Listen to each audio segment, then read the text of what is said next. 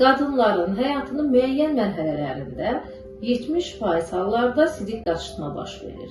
Sidik qaçırtmanın 3 əsas növünü ayırd edirik. Birinci, stres inkontinensdir. Bu, askıranda, öskürəndə, güləndə, əyləndə, cinsi əlaqə zamanı, idman hərəkətləri etdikdə, hoppanarkən, ağır hallarda isə əyilərkən, ümumiyyətlə pozisiya dəyişəndə sidik qaçırtmanın olmasıdır. İkinci, ən çox rast gəlinən formalardan biri urgenturiyadır. Urgenturiya nədir?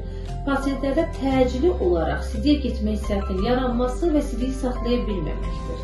Bu əsasən su səsi eşidəndə, ayaq yolunun yanından keçərkən, qorxu, həyəcan hal olarkən, soyuqda, uzaq yola çıxarkən, evdən çölə çıxarkən təcili sidiyə getmə hissiyatının yaranması və onu saxlaya bilməməkdir.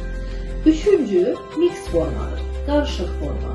Bu formada birinci və ikinci formaların yanaşı getməsidir.